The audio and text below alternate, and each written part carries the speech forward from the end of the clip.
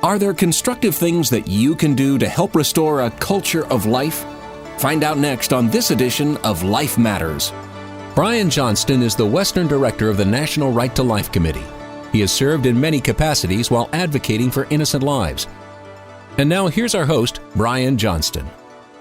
Welcome back to Life Matters. We're your program on the right to life, on culture, and the very real battle of ideas that swirls around that. This is a real battle. And when I speak of ideas, you need to realize that laws, which intimidate many people, well, laws are not something to shy away from, because all that laws are ideas that are enforced. So this battle of ideas is real, it's very present, and if you don't engage in this, then you're going to lose, because the purpose of the law is to protect lives. This program today is incredibly important because it refers to an institution. There are many institutions that deal with ideas, but this is one that's in your community, one that's incredibly important and tries to nurture young girls into women, but it's been taken over by bad ideas. And that's the Girl Scouts of America and WAGS, the World Association of Girl Scouts. Please listen to Ann Saladin as she explains the battle that's in your community. Well, my name is Ann Saladin, and I am the mother of a former fourth-generation Girl Scout.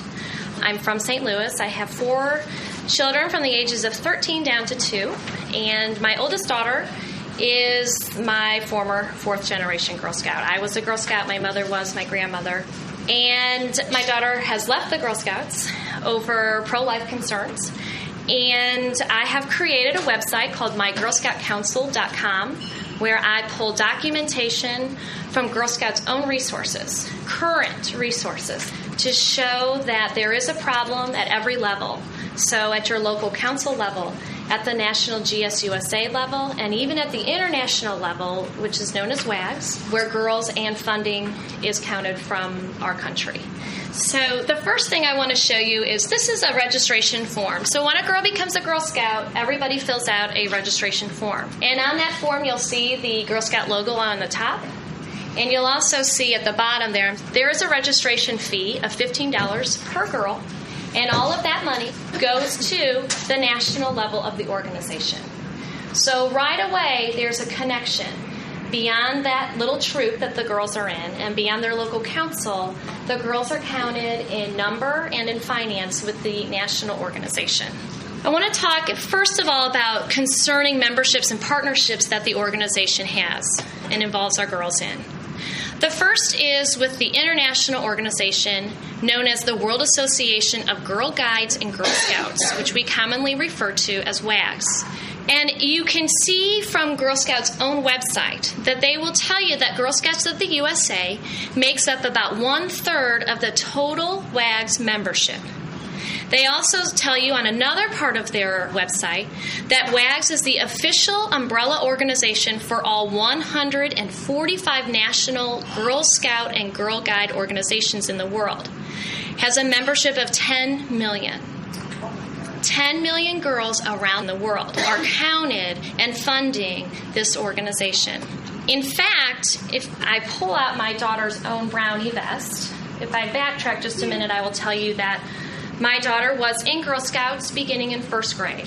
And she became a Girl Scout because we received an invitation to join the 1st grade brownie troop at my local parish. It was in our back to school packet, and along with all the forms of going back to school. And I signed her up without hesitation. As I said, I was a Girl Scout. I wanted to share this experience and have a common experience that I could talk to and share in with my daughter. And since it came through my parish, I didn't think I needed to check. And one of the things that this whole journey has taught me is, as a parent, I need to do my own checking. I can't go on assumptions that anyone else is checking everything the way that I need to. But I did sign her up, and she had a wonderful experience. She has more than this. She has a whole bag that she made that has stuff on it, too. But it was wonderful. How many were Girl Scouts in here? I'm sure I'm not alone. And there's so much that we all still remember about that program that is still there. They still camp. They still sell those cookies.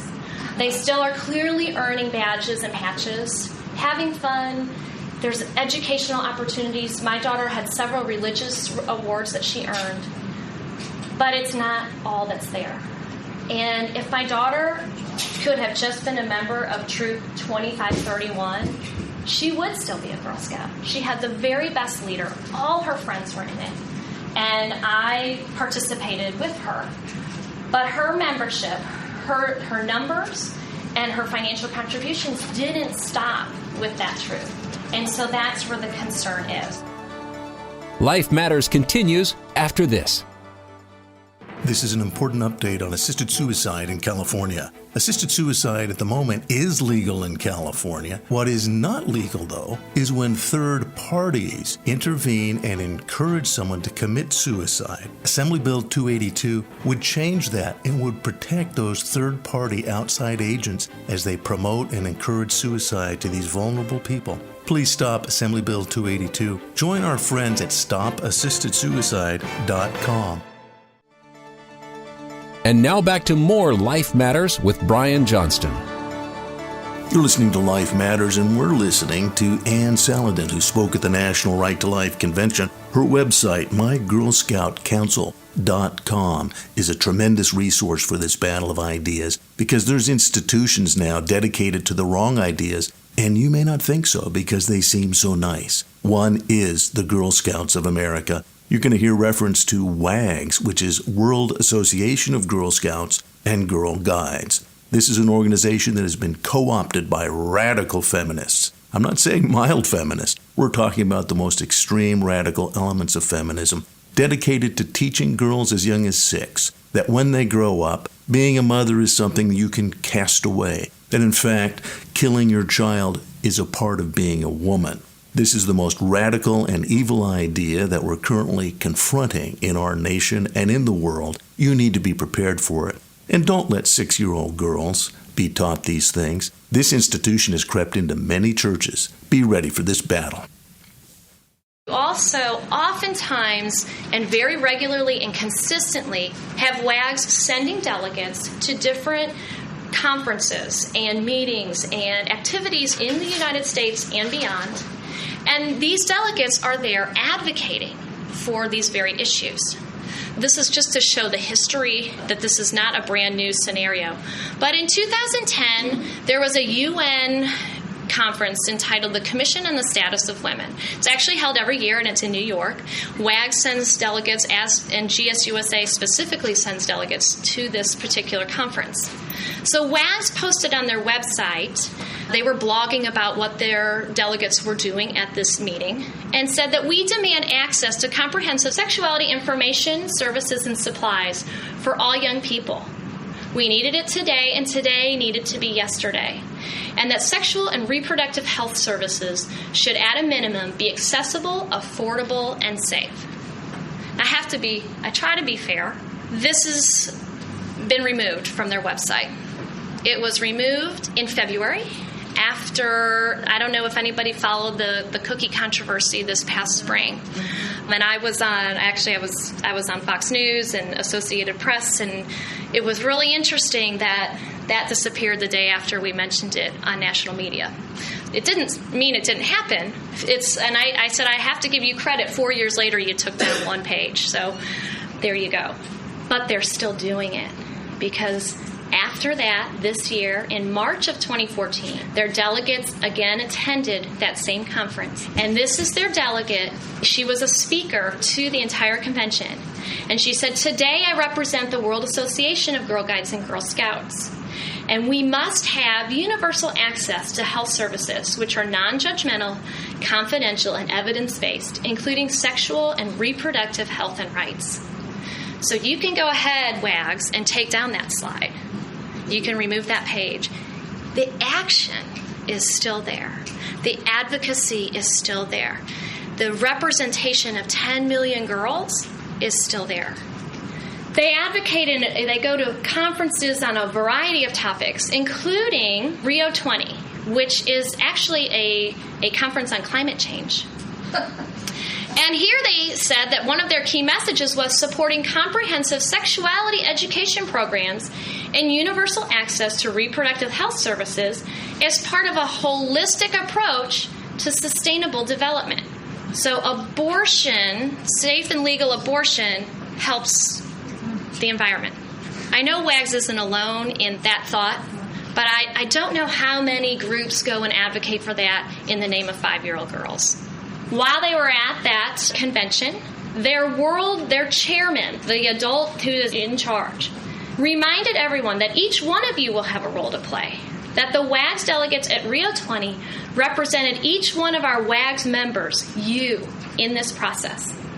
She goes on to say that our lobbying on gender equality and sexual and reproductive health rights unfortunately did not result in text amendments. So she's upset that that language didn't make it into the final document. Interestingly, the reason it didn't make it in is because it was held up by one country, and it was Malta, who was working in unity with the Vatican. And so I know not everybody in this room is Catholic. I happen to be. And it struck me that as a member of Girl Scouts and being represented by WAGS, my young daughter was part of an organization that was advocating in conflict with my own church. About a year and a half ago, there was a very large worldwide forum for youth. It was called the Bali Global Youth Forum, and over 3,000 youth participants from around the world. WAGS didn't just send delegates there. They certainly did that. But they were part of the steering committee. They shaped the agenda of this entire conference. And they, in fact, said on their website, we're proud to share that WAGS will be supporting the Global Youth Forum as a member of the steering committee. When you look at who else was on the steering committee, the International Planned Parenthood Federation, the Indonesian Planned Parenthood Association, groups like Wide Choice and Peer, who are only focused on expanding sexual and reproductive rights, you're elbow to elbow with organizations that have one goal. And one of the delegates on the blog said that I'm looking forward to seeing this panel of inspiring people advocating for the issues of gender equality, sexual and reproductive health and rights, and youth issues in the process that will shape the development agenda beyond the Millennial Development Goals. Remember, this is a youth convention. It's for children. And she's excited that they're going to talk about sexual and reproductive health and rights at a youth conference. Here's what came out of that conference. So it was, 3 or 4 days, and they had WAGS on the steering committee. They had delegates who were leading workshops like this and being facilitators, taking the notes that came out of these different breakout workshops. And then they compiled the notes and came up with an outcome statement. And not just WAGS, all these groups that were involved. And there was about a 20-page document.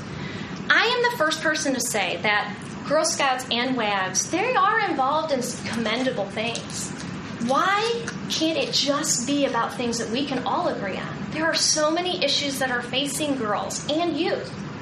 Why don't we all work to get clean water as a basic sanitary right for everyone? And when we talk about education, why does it have to be about sexual and reproductive rights? Why can't it be about reading, writing, and arithmetic for girls?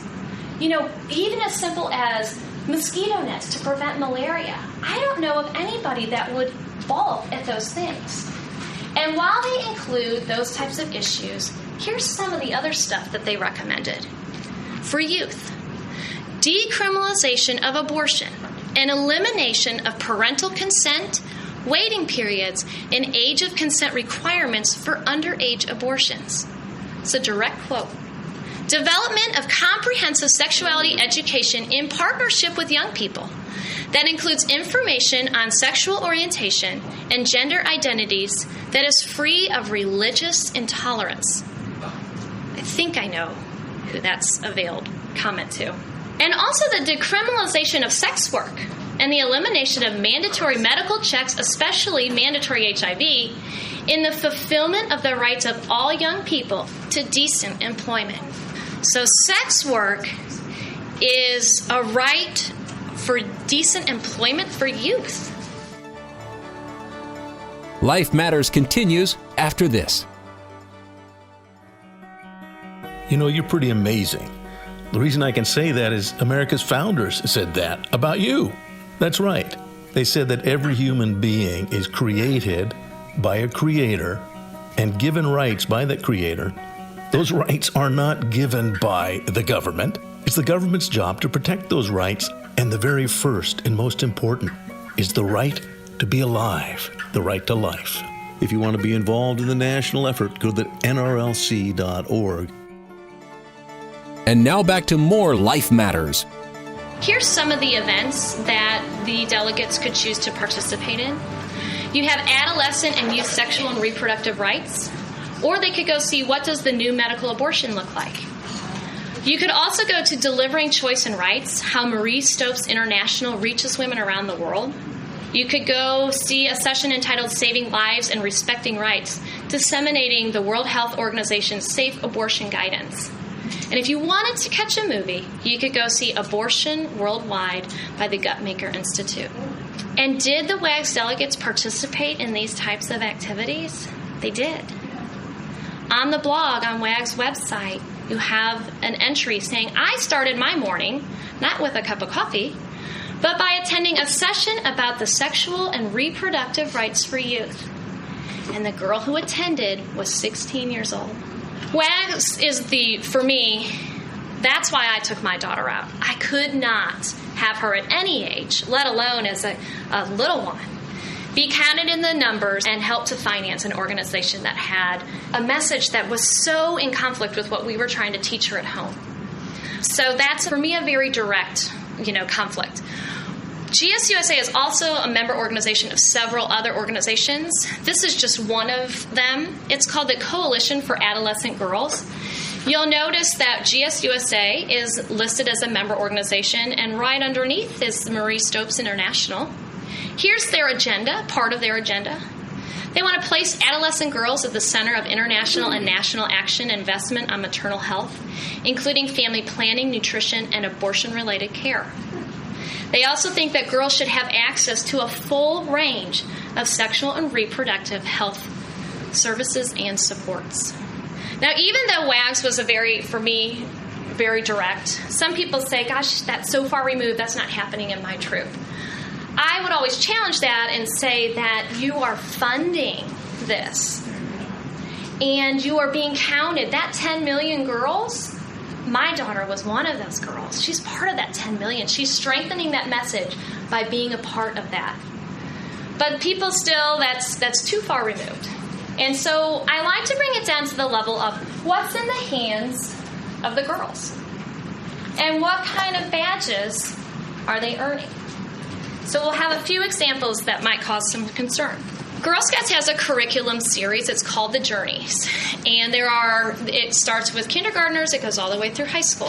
Throughout the series that is created and printed by GSUSA, you have women and organizations who advocate for abortion rights, promote LGBT rights, demand sexual and reproductive rights for youth. These women aren't necessarily saying that in the books. But when you say that you want to thank Gloria Steinem for her visionary contributions as a women's rights activist, my daughter is never going to thank Gloria Steinem for that. And I don't want a curriculum that encourages her to see Gloria Steinem as a role model. Girls must work out of the books in order to earn the very highest awards. You have bronze, silver, and gold, kind of similar to the Boy Scouts Eagle Scout Award. And so they must use the curriculum in order to earn these awards. And every local council, there are 112 councils in the country, and they are regional, so they serve the girls in a particular area. Every council sells these books. So here are just a few, and I mean just a few, of the women and organizations highlighted in the program. Some of the women include Gloria Steinem. You have America Ferrara, who's an actress who has headlined numerous Planned Parenthood events. You have Elizabeth Gurley Flynn, who's the founder of the ACLU, and it was the chairwoman of the American Communist Party, an early proponent of birth control. You have Simone de Beauvoir, who's not even American. She's French from forever ago, but she is hailed as the founder of feminism. And she was known to have underage female lovers, including students, while teaching them. And she signed a public list of famous women who had abortions. And she actually created the manifesto that was signed by herself and many others. You have Dolores Huerta, who's a prominent Catholic supporter of abortion rights and a vocal opponent to California's parental consent proposition. In this group, I'm sure people are familiar with last November when New Mexico was trying to restrict abortion at 20 weeks. Dolores Huerta left California, came over to New Mexico, and filmed radio ads where she identified herself as a Catholic mother of 11 who doesn't want to see this legislation passed. Legislation is probably not the right word, but did not want to see this pass. You have Betty Friedan, the founder of NARAL and NOW. I'm sure you know the history of both those groups proclaiming abortion and reproductive rights as top priorities. Betty Friedan actually was on the National Board of Directors for Girl Scouts for 12 years. So these problems aren't new. When people ask me, where do you think this started? I'll never know, but this is a real good guess, I think. If you have Betty Friedan in 1970 on your National Board of Directors and she stays there for 12 years, I think there's going to be an influence of that ideology. And she was not alone. Martina Navratilova, who is a wonderful champion tennis player, but also a prominent lesbian who promotes gay and lesbian rights. And Geraldine Ferraro, a pro-choice Catholic vice presidential candidate. What's always amazing to me when I look at this list and the bigger list is they have dozens and dozens of women that they call, women of distinction or voices for good. And a lot of them are neutral on these issues, and that's fine. Of course, a lot of them are neutral because it's Harriet Tubman in the 1800s and it wasn't an issue that people took a public position on. But you have dozens of women, and I can give you so many more than this who take a public position supporting and promoting abortion rights. But the one who takes a public pro-life position, there's only one in their curriculum. And it's Mother Teresa. And one of the things I like when I look at Martina Navratilova and Billie Jean King, because these are the athletes that they choose, both of whom are very vocal, proponents of this. That's all you can find. I was a teacher before I had my oldest daughter, so I know a little bit about how, even for a school district to adopt a curriculum is a pretty time-consuming task. For an organization to create a curriculum, that doesn't just happen. You just don't throw a few names together. It takes years, you run it by groups, and it's your work to do. About a couple of months ago, I did a presentation where my local council CEO, presented as well. That was a little uncomfortable, but I was happy to do it, and it was actually for a Catholic parish, and the priest at the end, he said, I just have one question to my local CEO. He said, do you dispute any of the documentation that Anne showed? And her response was, well, I haven't seen so much of this. She said, you sure have done your homework, Anne. And my response to her was, shouldn't you? I don't have an office. I have a kitchen desk. I have 4 small children who are tugging on me most of the day. And I'm driving them to swimming, diving, water polo, dance, baseball, soccer, and I'm probably missing something. I don't get a paycheck. I don't have a staff. I don't have a title. This woman and the national organization, they have a building on Fifth Avenue in New York filled with paid staff. If I am doing this homework and they are not, shame on them. It is not my job. And I do it because I didn't know. My mom's in the room here today. She was the president of Missouri Right to Life when I was growing up and has been involved with National Right to Life. Nobody grew up in a more pro-life home than I did. And yet I signed my daughter up because I didn't know. I really feel it is incumbent upon me to share this information with other like-minded people who are going on an assumption that what they were involved in when they were younger is the same organization today. And as you can see, it's not. I digress. I'm sorry. It just fires me up. This picture is not in the book, but as I said, Gloria Steinem is promoted as a role model. And, any little girl, if they don't know, I just did the teens today, and some of them had never heard of Gloria Steinem, which was amazing to me, but maybe I didn't either when I was their age. They made me feel very old. It's a Google search. If you're in a curriculum book, you're reading this, oh, who's Gloria Steinem? We want to thank her? This is what you're going to find. You also have organizations that are promoted. So most of the books promote WAGs to the girls, reminding them that you are one of 10 million girls. They provide links to the website. Well, we've seen the stuff that's on the website. Do we really want the girls going there and learning that sex is love? Don't be silly, wrap your willy. Is that the kind of resource that we want to be promoting to girls? But you have other organizations as well. Other organizations that are promoted in a favorable light include the Susan G. Komen Race for the Cure, Amnesty International, which advocates for sexual and reproductive rights, and actually has a formal statement of protest from the U.S. Committee of Catholic Bishops, Population Council, which works to increase access to safe abortions, family planning services, and to develop new contraceptive technologies, Oxfam, which promotes access to family planning services and proper abortion facilities, and the ACLU, which is currently advocating for reproductive rights, same-sex marriages, and the HHS mandate. How many pro-life organizations are in the curriculum? 0. And when you have examples, like for instance, one of the references to the ACLU is, you've been bitten by the advocacy bug. Why don't you consider some of these as career possibilities? And they list a social worker working in the government, or maybe you want to be a lawyer, like for the ACLU. Why can't you just say, maybe you want to be a lawyer? Why do we have to have these little leading suggestions that if you take it just on its own and you say something about it, people look at you like, boy, you're looking for a problem?